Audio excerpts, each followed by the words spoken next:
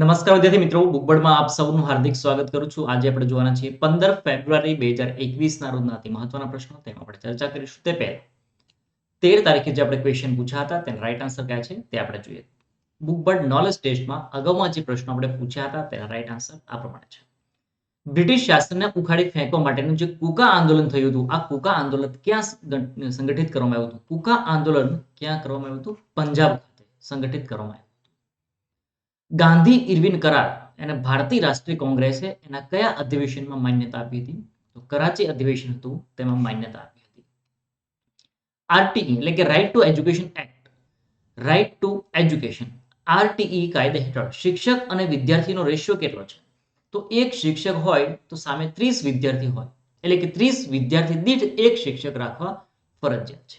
તો અહીંયા આપણો આન્સર આવશે 1:30, 1:30 એટલે કે એક શિક્ષક 30 વિદ્યાર્થી.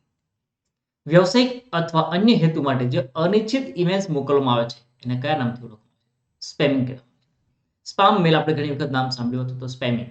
આપણે કોઈ મેલ આવતા હોય, વારંવાર મેસેજ આવતા હોય, તો આપણે કોઈ વખત એવું લાગે કે માર્કેટિંગના મેસેજ છે યા તો વોટેવર કોઈ આપણને અનિચ્છનીય લાગતા હોય તો આ મેસેજ ક્યાં આવતા હોય છે? મોટા ભાગના એ ઓટોમેટિક કમ્પ્યુટર સિસ્ટમ ઓટોમેટિક નક્કી કરી લેતો હોય છે આ મેસેજ કયા પ્રકારના છે અને એના આધારે સ્પામિંગમાં મોકલી આપે છે. બાકી રેગ્યુલર જે મેસેજ આવતા હોય છે અથવા જે કામના આપણે ખાસ કામના મેસેજ હોય છે તો એવા આપણને ઇનબોક્સમાં જોવા મળે છે. ઘણી વખત એવું બનતું હોય કે આપણે ઇનબોક્સમાં આપણે જોઈએ અને ના મળે તો કોઈ કંપની યા તો કોઈ વોટેવર ઈમેલ જ્યારે ન મળતા હોય તો એક વખત સ્પેમિંગ આપણે ચેક કરી લેવું જોઈએ, કારણ કે સ્પેમિંગમાં પણ ઘણા બધા મેસેજ જતા રહેતા હોય છે. તો આ હતા આપણા રાઈટ આન્સર. હવે આપણે જોઈએ આજના કરંટ અફેર્સના ટોપિક. તાજેતરમાં રાજ્યસભા વિરોધ પક્ષના નેતા તરીકે કોની પસંદગી કરવામાં આવી? જો અહીંયા કહેવામાં આવ્યું છે કે રાજ્યસભામાં વિરોધ પક્ષના નેતા તરીકે કોની પસંદગી કરવામાં આવી, તો આપણો આન્સર થશે મલ્લિકાર્જુન ખડગે. મલ્લિકાર્જુન ખડગે. જો હવે ગુલામ નબી આઝાદ એમનો કાર્યકાળ પૂરો થયો તો વડાપ્રધાને જે એક બયાન આપ્યું હતું, જે એમણે વાત કરી હતી અને બંનેનો જે સંવાદ, વર્ષો પહેલાનો સંવાદ એમણે વડાપ્રધાને જે વાગડ્યો હતો કે અમારા બંને વચ્ચે આ પ્રકારનો સંવાદ થયો હતો અને જ્યારે અમે બંને સાથે સંસદની બહાર હતા ત્યારે મીડિયાવાળાએ પણ ઘણા બધા ક્વેશ્ચન પૂછ્યા હતા અને એ પ્રકારે જે એમણે વડાપ્રધાને જે પણ નિવેદન આપ્યું છે તો એ કોના તરફે હતું? ગુલામ નબી આઝાદ. એવો એમનો કાર્યકાળ પૂરો થયો. તો હવે શું થયું કે હવે એના બદલે વિરોધ પક્ષના નેતા તરીકે કોની પસંદગી કરવામાં આવી છે? મલ્લિકાર્જુન ખડગે. ગુલામ નબી આઝાદની રાજ્યસભામાંથી નિવૃત્તિ બાદ કોંગ્રેસ પાર્ટીએ મલ્લિકાર્જુન ખડગે અને વિરોધ પક્ષના નેતા તરીકે પસંદ કર્યા છે. ચલો, તમારે કમેન્ટમાં એ લખવાનું છે કે લોકસભામાં વિરોધ પક્ષના નેતા કોણ છે અને એની શું કન્ડિશન છે? વિરોધ પક્ષના નેતા કઈ રીતે બની શકે, ક્યારે બની શકે, કયા સંજોગોમાં? સંપૂર્ણ વિગત સાથે તમારે એ લખવાનું છે કમેન્ટમાં કે વિરોધ પક્ષના નેતા બનવા માટે શું ક્રાઇટેરિયા છે, શું કન્ડિશન છે. મલ્લિકાર્જુન ખડગે 2019માં લોકસભાની ચૂંટણી હારી ગયા હતા. ત્યારબાદ તેઓ કર્ણાટકથી રાજ્યસભાના સાંસદ છે. રાજ્યસભામાં નોમિનેશનથી થતા હોય છે અને કોઈ વખત રાજ્યસભામાં ચૂંટણીથી પણ થતા હોય છે. જ્યારે ચૂંટણીથી થતા હોય તો કોણ હોય છે? જે તે રાજ્યના ધારાસભ્યો જ હોય છે. તો ધારાસભ્યો એટલે કે જેનું બહુમત વધારે હોય જે તે લેજિસ્લેટિવ એસેમ્બલીમાં, જે તે વિધાનસભામાં, તો એ આરામથી એમાં જીતી શકે છે. મલ્લિકાર્જુન ખડગે એ ક્યાંના વતની છે? કર્ણાટકના છે. અને આ જાહેરાત કોણે કરી છે? તો એમ વેંકૈયા નાયડુ, રાષ્ટ્રપતિ, તો એમણે આ જાહેરાત કરી હતી. મલ્લિકાર્જુન ખડગે છે એ 2014 થી 2019 સુધી લોકસભામાં કોંગ્રેસના નેતા રહી ચૂક્યા છે, એટલે કે વિરોધ પક્ષના નેતા રહી ચૂક્યા. જો કે હું અહીંયા વધારે વિગત કરીશ, ચર્ચા કરીશ તો તમને ખબર પડી જશે આપણો જે આન્સર છે તે. એટલા માટે વધારે ચર્ચા નથી કરતો, એના વિશે વધારે ચર્ચા આપણે કોઈ વખત બીજી વખત કરીશું. બટ તમારે હાલ આ 2014 થી 2019 સુધીનો જે કાર્યકાળ એમને ભોગવ્યો હતો લોકસભાનો, તો એના વિશે વધારે હું ચર્ચા કરીશ તો તમને આન્સર મળી જશે. અને જો તમને આન્સર મળી જશે તો તમે સર્ચ નહીં કરો, એના કરતાં બેટર છે કે આપણે એક દિવસ લેટ કરીશું પણ બેસ્ટ કરીશું. તો તમારે આન્સર ચેક કરવાનો છે, તો તમારે જાણવાનું છે કે લોકસભામાં વિરોધ પક્ષના નેતા કોણ છે, શું કન્ડિશન હોય છે, કેવી રીતે બની શકાય. શું રાહુલ ગાંધી છે, શશી થરૂર છે, અધીર ચૌધરી છે, સોનિયા ગાંધી છે? કોણ છે વિરોધ પક્ષના નેતા? અને વિરોધ પક્ષના નેતા બનવા માટે કન્ડિશન કઈ મૂકવામાં આવી છે, એનો ક્રાઇટેરિયા કયો છે, એ તમારે સંપૂર્ણ વિગત જણાવવાનું છે. ચલો આગળ વધીએ. ગુલામ નબી આઝાદ જમ્મુ કાશ્મીરથી રાજ્યસભાના સભ્ય છે. તેઓ 2014 થી રાજ્યસભામાં વિપક્ષના નેતા રહ્યા. તેઓ 5 વખત રાજ્યસભાના અને 2 વખત લોકસભાના સાંસદ રહી ચૂક્યા છે. કઈ ભારતીય ફિલ્મે રોટરડેમ ઇન્ટરનેશનલ ફિલ્મ ફેસ્ટિવલ 2021 માં ટાઈગર એવોર્ડ જીત્યો? ટાઈગર એવોર્ડ જીત્યો છે શેમાં? તો રોટરડેમ ઇન્ટરનેશનલ ફિલ્મ ફેસ્ટિવલ 2021. તો આ ટાઈગર એવોર્ડ છે એ શ્રેષ્ઠ ફિલ્મ હોય એને આપવામાં આવે છે અને ફેસ્ટિવલનું સર્વોચ્ચ સન્માન ટાઈગર એવોર્ડ છે. તો ટાઈગર એવોર્ડ કોણે જીત્યો છે? તો આપણો આન્સર છે કુજંગલ. એમણે આ 2021 નો ટાઈગર એવોર્ડ જીત્યો છે. તમિલ ફિલ્મ કુજંગલ એ આંતરરાષ્ટ્રીય ફિલ્મ ફેસ્ટિવલ રોટરડેમ 2021 ની 50મી આવૃત્તિમાં ટાઈગર એવોર્ડ જીત્યો છે. આ ફેસ્ટિવલમાં આંતરરાષ્ટ્રીય એવોર્ડ મેળવનારી આ પ્રથમ તમિલ અને બીજી ભારતીય ફિલ્મ છે. જુઓ, તમિલ તરીકે પ્રથમ ફિલ્મ છે અને ઓલ ઓવર ભારતની દ્રષ્ટિએ વાત કરીએ તો આ કેટલામા ક્રમની છે? બીજા ક્રમની ભારતીય ફિલ્મ છે. પ્રથમ ભારતીય ફિલ્મ કઈ હતી? તો એ મલયાલમ હતી અને એ કઈ હતી? દુર્ગા. મલયાલમના નિર્દેશક દ્વારા નિર્દેશિત આ દુર્ગા હતી.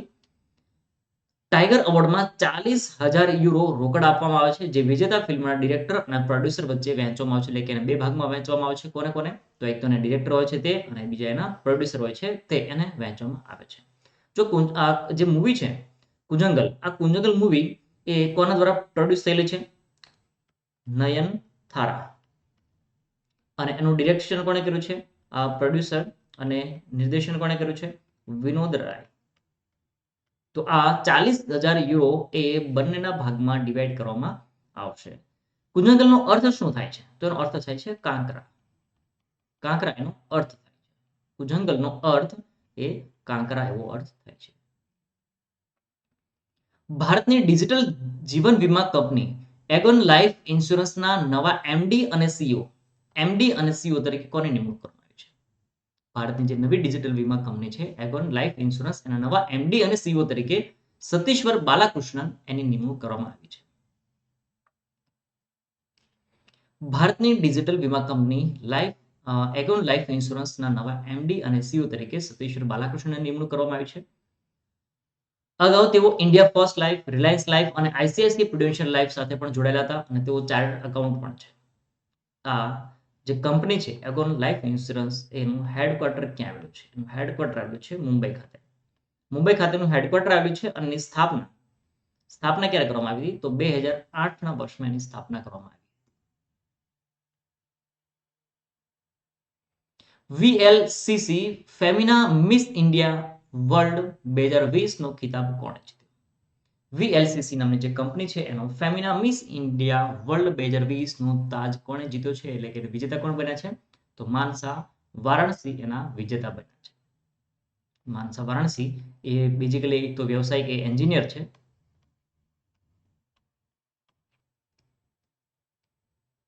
તેલંગાણાની 23 વર્ષની માનસા વારાણસી એમણે VLCC Femina miss India world 2020 નો તાજ એમણે જીતી લીધો છે અને મિસ ઇન્ડિયા તરીકે રહી ચૂકેલા 2019 ના વિજેતા રાજસ્થાનના સુમન રતનસિંહ રાવ એમના દ્વારા હવે આ માનસા વારાણસી એમને આ તાજ પહેરવામાં આવ્યો. તે હવે ડિસેમ્બર 2021માં 70મી મિસ વર્લ્ડ સ્પર્ધામાં ભારતનું પ્રતિનિધિત્વ પણ કરશે. હરિયાણાની મનિકા શ્યોકંદે એ મિસ ગ્રાન્ડ ઇન્ડિયા 2020 અને ઉત્તર પ્રદેશની માન્યા સિંઘે એ મિસ ઇન્ડિયા 2020 એમના રનર્સ અપ તરીકે પણ એમણે તાજ જીત્યો છે, એટલે કે એઓ વિજેતા બન્યા હતા. ઈસરોએ કઈ કંપની સાથે મળીને દેશના સૌપ્રથમ મેપિંગ પોર્ટલ અને ભૂ સ્થાનિક સેવાઓ શરૂ કરવાના સંદર્ભે સમજૂતી કરી?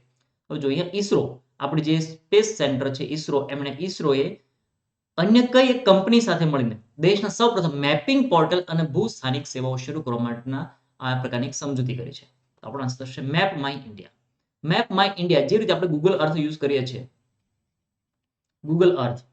ગૂગલ અર્થનો ઉપયોગ કરીએ છીએ, એ જ રીતે આ મેપ માય ઇન્ડિયા પણ વેબસાઇટ આ એપ્લિકેશન છે જે આપણે ભારતની છે, સ્વદેશી બનાવટ છે, ભારતની છે. ગૂગલ પ્લે સ્ટોર પરથી પણ મળી જાય. બટ આપણે શું કરીએ છીએ કે બાય ડિફોલ્ટ જ્યારે આપણા કોઈ મોબાઈલમાં પ્રી ઇન્સ્ટોલ આપણને મળે છે એન્ડ્રોઈડ વર્ઝનમાં, તો આપણે શું કરીએ છીએ, આપણે જે મેપ છે ગૂગલ છે એનો જો આપણે ઉપયોગ કરીએ છીએ. જોકે જે જીપીએસ છે, ગ્લોબલ પોઝિશનિંગ સિસ્ટમ, એ જીપીએસ સિસ્ટમ અલગ છે, જ્યારે ગૂગલ મેપ અલગ છે. એક્ઝામ્પલ તરીકે લઈએ તો તમારે કોઈ પણ શહેર, સપોઝ કે જુનાગઢ છો તમે, જુનાગઢથી તમારે ગાંધીનગર આવવું છે, તો એના માટે તમને અલગ અલગ શોર્ટકટ રસ્તા પણ આપશે, અલગ રસ્તા આપશે, હાઈવે આપશે, ક્યાં ટ્રાફિક છે, કઈ રીતનું આખું છે, આખું સંપૂર્ણ વિગત આપી દેશે. પરંતુ એ કોના કેવી રીતે આપવામાં આવે છે? જીપીએસ ના માધ્યમથી. તો જીપીએસ અલગ છે, ગૂગલ મેપનો ઉપયોગ કરીએ છીએ. ગૂગલ મેપ અલગ છે, એન્ડ્રોઈડમાં પ્રી ઇન્સ્ટોલ હોય છે, એટલે આપણે માટે શું કરીએ, એકદમ સરળ છે, ઈઝી છે વાપરવા. આપણે અલગથી ઇન્સ્ટોલ કરવાની જરૂર નથી પડતી. એટલા માટે આપણે મોટાભાગે ગૂગલ અર્થ તો ગૂગલ મેપનો ઉપયોગ કરીએ છીએ. પરંતુ મેપ માય ઇન્ડિયા એ પણ આ જ રીતે સરસ મજાનું મેપિંગ આપે છે. પોસિબલ હોય તો આપણે આ એક ટ્રાય કરજો, જેથી કરીને આપણે સ્વદેશી જે એપ્લિકેશન છે એનો તમે ઉપયોગ કરી શકો. મેપ માય ઇન્ડિયા સાથે મળીને ઈસરો દેશનું પ્રથમ સંપૂર્ણપણે ઘરેલું મેપિંગ પોર્ટલ અને ભૂસ્થાનિક સેવાઓ શરૂ કરશે. મેપ માય ઇન્ડિયાના ડિજિટલ નકશાઓ અને ટેકનોલોજીને ઈસરોના ઉપગ્રહ વડે તૈયાર કરવામાં આવેલી જે પણ તસવીરો છે, પૃથ્વીના અધ્યયન અને ડેટા એની સાથે જોડી દેવામાં આવશે, જેથી કરીને જે પણ આપણે સર્ચ કરતા હોઈએ, જે પણ આપણે વસ્તુની જરૂરિયાત, એ વસ્તુ આપણને ઓટોમેટિકલી તરત જ મળી રહેશે. જેનાથી ભારતીય વપરાશકર્તાઓની ગૂગલ મેપ અને ગૂગલ અર્થ પરની જે નિર્ભરતા છે ઓછી થશે. જો કોઈ પણ એક વ્યક્તિનું જ્યારે શાસન હશે, તો એક હતું શાસન હશે, ત્યારે શું થશે કે એ વ્યક્તિની મનમાની ચાલશે. એક્ઝામ્પલ તરીકે લઈએ તો આપણે જ્યારે કોઈ પણ યુદ્ધનો સમય હોય, આ તો આપણે લઈ લઈએ કારગિલનું જ્યારે યુદ્ધ હતું, તો આ કારગિલના યુદ્ધ વખતે આપણે જીપીએસ સિસ્ટમ બંધ કરી દીધી અને તેના આધારે આપણે શું થયું, ઘણું બધું નુકસાન થયું હતું. આપણા જે આર્મીના જવાનો છે એ લડવા માટે સક્ષમ હતા, પરંતુ લેટ થયું હતું. આપણે જે વિજય મળવો જોઈએ, વિજય તો આપણે નિશ્ચિત હતો, પરંતુ થોડામાં ડિલે થયું, થોડું લેટ થયું. આપણે ક્યાં છીએ, કઈ સાઈડ જવાનું છે, દુશ્મનો ક્યાં છે, કઈ સાઈડથી એને આપણે એટેક કરવાનો છે, બધી વસ્તુ, તો આપણે જે મેન પાવર ક્યાં છે, આપણો આર્મીનો ફોર્સિસ કેટલું ક્યાં છે, આ બધી વસ્તુ આપણે વિખેરાઈ ગઈ હતી. જીપીએસ નહોતું. અમેરિકાને ઘણી બધી રિક્વેસ્ટ કરી. ઇન્ટરનેશનલ જ્યારે પ્રેશર થયું ત્યારે જીપીએસ આપણને એનેબલ કરવામાં આવ્યું, ત્યાં સુધી બંધ હતું. એટલા માટે આપણે શું કર્યું, ભારતે નાવિક વિકસાવ્યું છે. નાવિક, નેવિગેશન વિથ ઇન્ડિયન કોન્સ્ટલેશન. તો હવે આપણે જે નાવિક વિકસાવ્યું છે, આપણું ભારતનું પોતાનું ગ્લોબલ પોઝિશનિંગ સિસ્ટમ વિકસાવ્યું છે, તો હવે આપણને કોઈની ડર નથી. એટલે કે આપણે જે પેસિફિક, આપણે જે હિન્દ મહાસાગર છે, આખું હિન્દ મહાસાગરમાં આપણે આ જીપીએસ સિસ્ટમ વાપરી શકીશું. તો હવે આ બીજાના પર ડિપેન્ડેબલ હતા, હવે એનાથી આપણી નિર્ભરતા ઓછી થઈ છે. સપોઝ કે આપણા વિસ્તારમાં એક જ કોઈ કરિયાણાની દુકાન હોય, તો શું કરશું, એની મનમાની ચલાવશે. પરંતુ એની સામે બીજી જેટલી પણ દુકાનો ખોલશે, તો શું થશે કે એની કમ્પેરિઝન વધશે, આપણને સ્ટાન્ડર્ડ વસ્તુ મળશે, કમ્પેરિઝન થશે, એકબીજાની હરીફાઈ વધશે. હરીફાઈ વધશે તો આપણને ફાયદો છેલ્લે કોને થશે, ઉપભોક્તાને સૌથી વધારે લાભ થાય છે. સપોઝ કે આપણે જોઈએ કે ચલો અત્યાર સુધી વોડાફોન કે એરટેલ, કોઈ પણ કંપનીનું, આપણે કોઈ કંપનીનું નામ લઈએ, તો આ કંપનીનું એક જ હતું, શાસન હતું, પરંતુ જે રિલાયન્સ એપ, ઘણી બધી આપણને ઓપ્શન મળે છે. હવે આપણને પોર્ટેબિલિટી આપણને મળી છે, તો પોર્ટેબિલિટી શું કરીએ, આપણે યોગ્ય સર્વિસ નથી મળતી, આપણે પોર્ટ કરી દઈએ, નંબર એ જ ન રાખીએ, પોર્ટેબિલિટી કરી દઈએ, આપણે ચેન્જ થઈ જઈએ. આપણે જે કમ્યુનિકેશન ઓપરેટર છે એ આપણે ચેન્જ કરી શકીએ. તો કોઈ પણ ઓપરેટર હવે એવું નહીં કરે કે એના કસ્ટમરને જતા, પહેલા એવું હતું કે ચલો અમારો નંબર લઈ લીધો છે, તો અમારાથી બીજા હવે ક્યાં જશે, પણ હવે એવો કોઈ અવકાશ નથી. એટલે કોઈના બંધનમાં રહેવા તૈયાર નથી. તો આપણે ભારતે પણ આ વિચારવું જોઈએ, તો ભારતે પણ આ જે કદમ ઉઠાવ્યું છે સૌથી બેસ્ટ છે કે આપણે મેપ માય ઇન્ડિયા આ એપ્લિકેશનને સારામાં સારી વિકસાવી. જો આપણે એક્ઝામ્પલ મોટું લઈએ, વોટ્સએપે કહ્યું કે ચલો અમે તમારી પ્રાઇવસી પોલિસી છે એ એમણે પહેલા નક્કી કર્યું હતું કે અમે એમાં કોઈ એડ નહીં આપીએ, કોઈ પ્રકારની જાહેરાત નહીં કરી, કોઈ પ્રકારનો ડેટા નહીં વેચીએ, પરંતુ હવે એ ડેટા વેચવાનું ચાલુ કરી દીધું. એક જ ઓપ્શન હતો, બીજું કોઈ ઓપ્શન હતું. સામે આવી ગઈ સિગ્નલ એપ. તો સિગ્નલ એપ આવી એટલે તરત જ વોટ્સએપને આંખો ખુલી ગઈ કે કંઈક થઈ રહ્યું છે, શું થઈ રહ્યું છે, લોકો કેમ સિગ્નલ ડાઉનલોડ કરવા માંડ્યા છે, વોટ્સએપમાંથી દૂર થવા માંડ્યા છે ધીમે ધીમે. તો જ્યારે ઓપ્શન મળશે, વિકલ્પ મળશે, તો કોઈ પણ કંપની હશે યા તો કોઈ પણ વ્યક્તિ હશે, થોડો ડરી જશે. તો આ ગૂગલ અર્થ પરની જે નિર્ભરતા છે એ આપણી ઓછી થશે. ઈસરોએ આ સમજૂતી મેક માય ઇન્ડિયાની માલિકીની કંપની છે સીઈ ઇન્ફોસિસ્ટમ્સ પ્રાઇવેટ લિમિટેડ, એમની સાથે કરી છે. ભારતીય નેવિગેશન સિસ્ટમ નાવિક એ હવામાન અને મહાસાગર સાથે જોડાયેલી સેવાઓ, કંપનીની વેબ સેવાઓ, પોર્ટલ વગેરેના સંયુક્ત ઉપયોગની આ સંભાવનાઓ શોધવામાં ઘણો બધો એને ફાયદો થશે. હવે આપણા માટે મહત્વની વસ્તુ એ છે કે મેપ માય ઇન્ડિયા આ એપ્લિકેશન ખૂબ જ ચર્ચામાં હાલ છે. તો એના સીઈઓ કોણ છે? એના સીઈઓ છે, સીઈઓ અને એમડી કોણ છે? રોહન વર્મા. એનું હેડક્વાર્ટર ક્યાં આવ્યું છે? હેડક્વાર્ટર આવ્યું છે નવી દિલ્હી ખાતે. જો કે એની સ્થાપના ક્યારે થઈ હતી? સ્થાપના તો બહુ પહેલા થઈ હતી, 1992માં, પરંતુ એટલી બધી હાઇલાઇટ થયેલી નહોતી. હવે આ કંપની ઘણું બધું પ્રોફિટ કરશે, તો ઘણું બધું વિસ્તાર કરશે. કયા દેશના અર્થતંત્રમાં વર્ષ 2020માં છેલ્લા 300 વર્ષનો સૌથી મોટો ઘટાડો નોંધાયો? છેલ્લા 300 વર્ષનો સૌથી મોટો ઘટાડો નોંધાયો છે. ક્યાં નોંધાયો છે? બ્રિટનમાં. બ્રિટનની સંસ્થા office of the national statistics મુજબ વર્ષ 2020માં બ્રિટનના અર્થતંત્રમાં છેલ્લા 300 વર્ષનો સૌથી મોટો ઘટાડો નોંધાયો છે. એનું પાછળનું કારણ કયું છે? તો કોરોના. ઘણા બધા કારણો, એ પૈકીનું એક કારણ એટલે કોરોના. કારણ કે જો બ્રિટનમાં હાલમાં ત્રીજું લોકડાઉન ચાલે છે. ત્રીજું લોકડાઉન ચાલે છે હાલમાં, તો લોકડાઉનના કારણે પણ અર્થતંત્રમાં ઘણો બધો ઘટાડો થયો છે. 2020માં બ્રિટનના અર્થતંત્રમાં 9.9% ઘટાડો થયો છે. જે 2009ની વાત કરીએ તો 2009ની જે નાણાકીય કટોકટી હતી એના પ્રમાણમાં એના ઘટાડા કરતા બમણો ઘટાડો છે. વર્ષ 1709 પછીનો આ સૌથી મોટો ઘટાડો નોંધવામાં આવ્યો છે. કોરોનાને અંકુશમાં લેવા બ્રિટન સરકારે મૂકેલા પ્રતિબંધોને કારણે અર્થતંત્રમાં ઘણું બધું નુકસાન થયું છે. અન્ય ટોપિક્સ વિશે વાત કરીએ તો સ્ટેટિસ્ટિક એન્ડ પ્રોગ્રામ ઇમ્પ્લિમેન્ટેશન દ્વારા આંકડાઓ જારી કરવામાં આવ્યા છે. તે આંકડાઓ કયા છે તે જોઈએ. સ્ટેટિસ્ટિક એન્ડ પ્રોગ્રામ ઇમ્પ્લિમેન્ટેશન મંત્રાલય દ્વારા જારી કરેલા આંકડા અનુસાર ડિસેમ્બર 2020માં ઇન્ડેક્સ ઓફ ઇન્ડસ્ટ્રીયલ પ્રોડક્શન એટલે કે IIP index of industrial production આધારિત ઔદ્યોગિક ઉત્પાદનમાં 1%નો વધારો થયો છે. જે ઔદ્યોગિક ઉત્પાદન છે એમાં 1%નો વધારો થયો છે. ઉપરાંત જાન્યુઆરી 2021માં કન્ઝ્યુમર પ્રાઇસ ઇન્ડેક્સ, જેને આપણે સીપીઆઈ કહીએ છીએ, કન્ઝ્યુમર પ્રાઇસ ઇન્ડેક્સ એના આધારિત રિટેલ ફુગાવો એ ઘટીને હવે 4.06% થયો છે. નવેમ્બર 2020માં આઈઆઈપી આધારિત ઔદ્યોગિક ઉત્પાદનના જે ઘટાડો હતો એ 1.9%નો ઘટાડો હતો. ત્યારે ડિસેમ્બર 2019માં ઔદ્યોગિક ઉત્પાદનમાં 0.4%નો ઘટાડો થયો હતો. જાન્યુઆરી 2021માં શાકભાજીના ભાવ ઘટવાના કારણે પણ ઘણો બધો ઘટાડો જોવા મળ્યો હતો. જ્યારે ડિસેમ્બર 2020માં સીપીઆઈ આધારિત ફુગાવો એ 4.59% હતો. જ્યારે જાન્યુઆરી 2020માં ફુગાવો 7.6% હતો. જાન્યુઆરી 2021માં ખાદ્યાન્ન વસ્તુનો ફુગાવો 1.89% રહ્યો હતો. જો આ બધા આંકડાઓ છે એ આંકડાઓ આપણને ક્યારે કામ આવશે તો જીપીએસસીમાં આ આંકડાઓ ખાસ કામના હોય છે. એક્ઝિમ બેંક દ્વારા માલદીવને લાઇન ઓફ ક્રેડિટ આપવામાં આવી છે. એક્ઝિમ બેંક એમણે માલદીવને લાઇન ઓફ ક્રેડિટ આપી છે. ગ્રેટર માલે કનેક્ટિવિટી પ્રોજેક્ટને ફંડ આપવા માટે એક્ઝિમ બેંક અને લાઇન ઓફ ક્રેડિટ દ્વારા માલદીવને $400 મિલિયન પૂરા પાડ્યા છે. જો આ લાઇન ઓફ ક્રેડિટ તો આપણે આપી છે $400 મિલિયન. એ સિવાયની પણ આપણે શું કર્યું છે કે $100 મિલિયન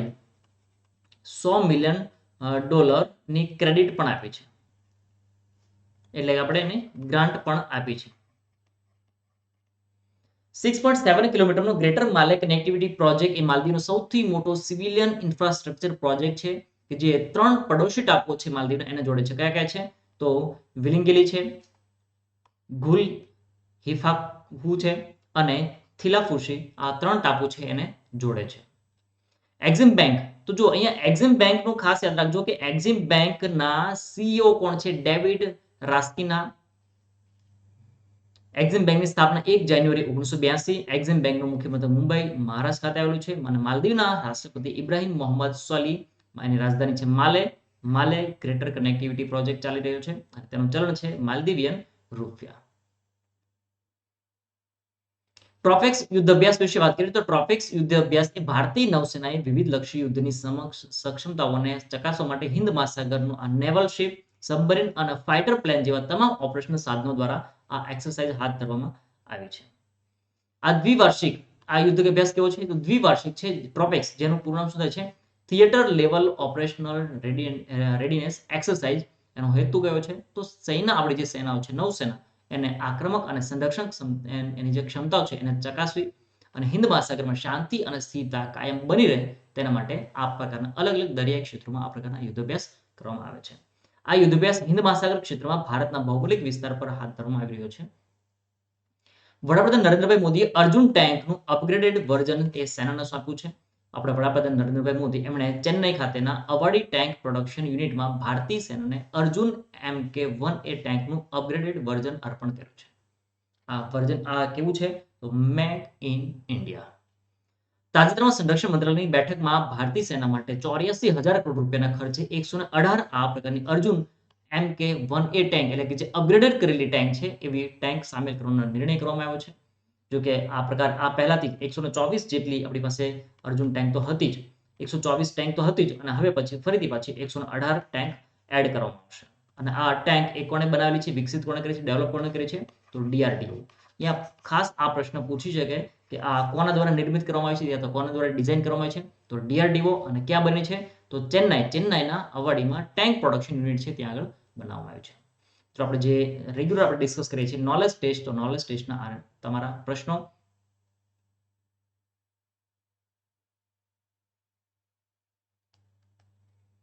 ચલો આઈ થિંક આજે નોલેજ ટેસ્ટના તમારા પ્રશ્નો નથી, કોઈ વાંધો નહીં.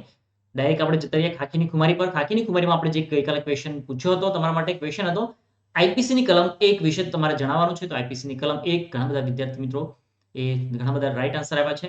ઇન્ડિયન પિનલ કોડ 1860 કે એની કલમ 1 એનો કલમ 1 માં શું કહેવામાં આવે છે? વિસ્તાર અને અમલ. મોટા ભાગની કોઈ પણ કાયદો હોય એમાં કલમ 1 એનું નામ દર્શાવતું હોય, એનો વિસ્તાર દર્શાવતું હોય, એનું કાર્યક્ષેત્ર દર્શાવતું હોય. તો અહીંયા શું કહેવામાં આવે છે? ઇન્ડિયન પિનલ કોડ એટલે કે ભારતીય દંડ સંહિતા આ ધારો એટલે કે જે ભારતીય દંડ સંહિતા 1860 ના નામથી ઓળખાય છે તે 1 જાન્યુઆરી 1862 થી અમલમાં આવ્યો છે. અમલમાં ક્યારથી આવ્યો છે?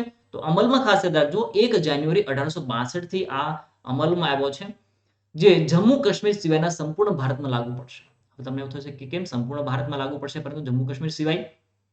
એના માટે અહીંયા નોંધ આપી છે જે ખાસ મહત્વની છે.